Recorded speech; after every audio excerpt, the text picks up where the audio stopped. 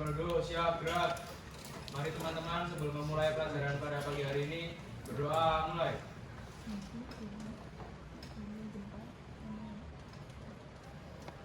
Berdoa selesai. Bersalam kepada Bu Guru. Selamat pagi Bu. Selamat pagi teman-teman semuanya. Jadi hari ini kita mau pelajaran tentang materi flowchart. Sebelum masuk ke materi, hari ini hadir semua? Ada yang tidak hadir siapa? Ayu. Kenapa? Izin. Sudah ada surat izinnya ya? Oke.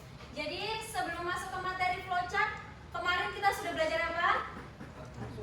Algoritma. Algoritma itu apa? Ada yang masih ingat?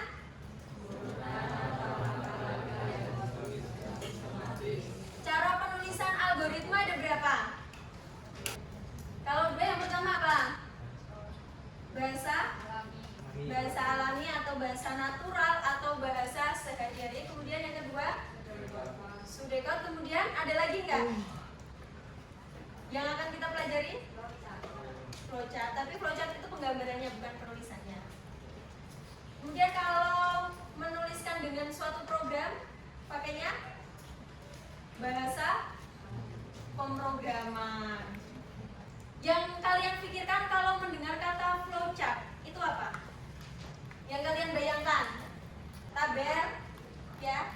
Terus apa lagi? Ada yang berpikir tabel. Terus apa lagi? Bagan. Terus apa lagi?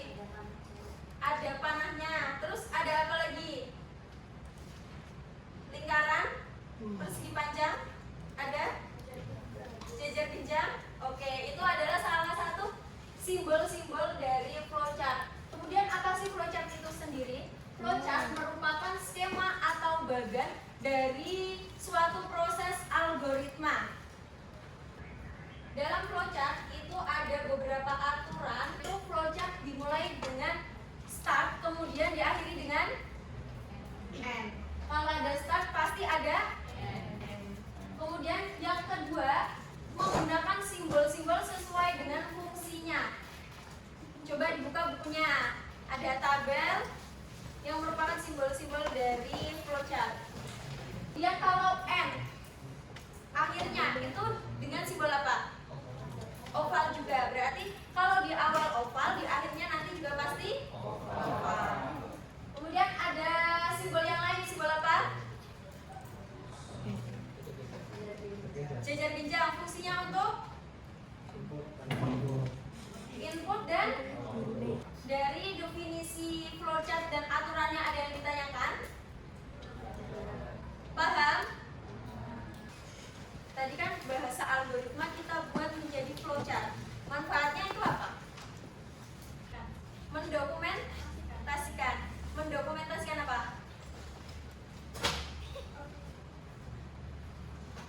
Ada yang bisa melengkapi? Proses berjalannya suatu program. Menjelaskan proses atau alur dari program. Ya, itu adalah salah satu fungsinya.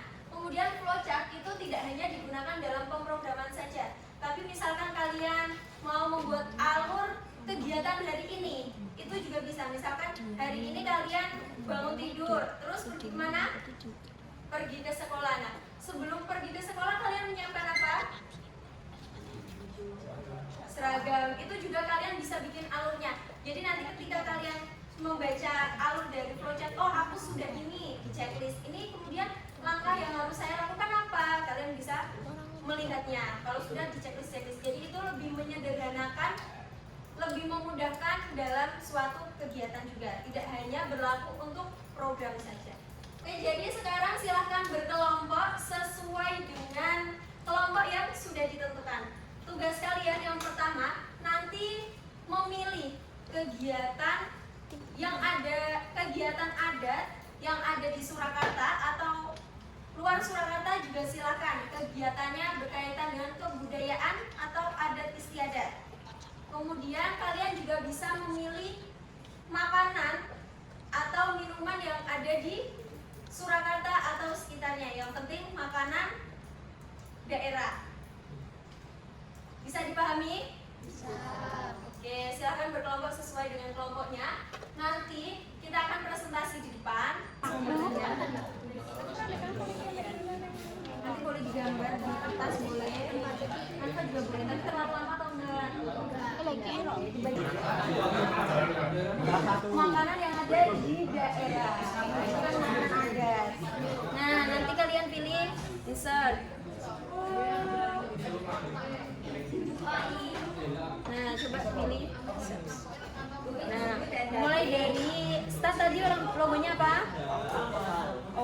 Coba diklik.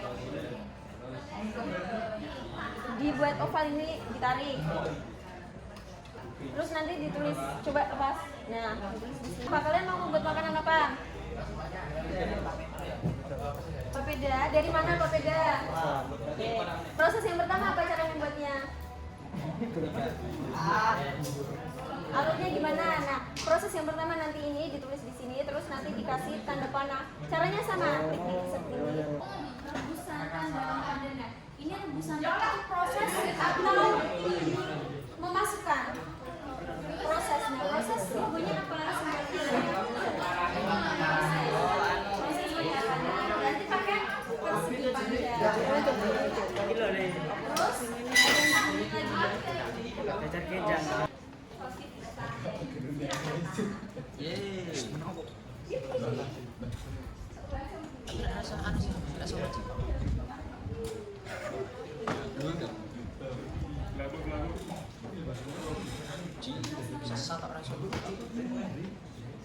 Ya. Pertamanya kita setel dulu pakai simbol oval, lalu kita pakai simbol genjang untuk input bahan-bahan. Itu bahan-bahannya ada daging, daging cincang, bawang putih, garam, telur, dan minyak.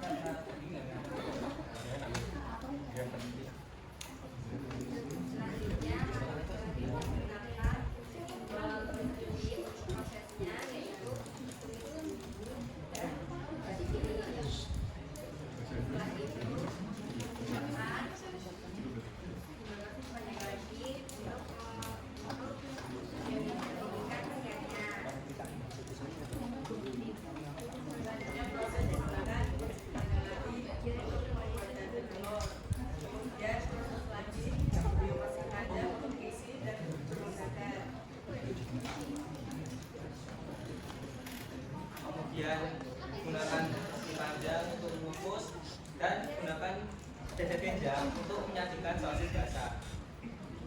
Tadi katanya ada simbol keputusan, ada pemilihan. Kenapa nggak jadi? Nggak, jadi nggak ada pilihan untuk menggorengnya. Kalau misalkan kalian mau menambahkan pilihan, kalau judulnya diganti ya, bukan sosis basah. Jadi nanti itu ada pemilihan untuk digoreng. Kalian gunakan simbol apa?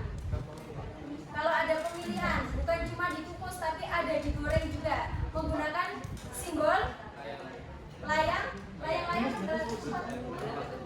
Belah ketupat simbolnya seperti apa? Segitiga.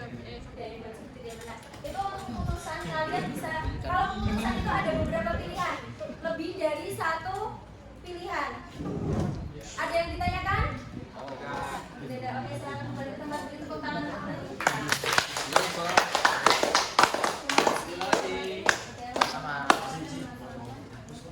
Dari materi flowchart ini susah apa enggak? Susah apa enggak? Materi dari flowchart kita ulas sebentar ya. Tadi flowchart itu apa? Bagas. Dari proses atau langkah-langkah algoritma. Jadi flowchart itu berdasarkan dari algoritma. Simbol-simbolnya bisa menyebutkan, coba. Oval untuk start sama, kemudian simbol lainnya jajar genjang untuk input output, terus persegi panjang proses. Oke, simbol-simbol tersebut digunakan sesuai dengan fungsinya masing-masing, jadi harus sesuai. Itu merupakan syarat dari flowchart. Oke, ada yang ditanyakan? Tidak ada. Dari Ibu, terima kasih.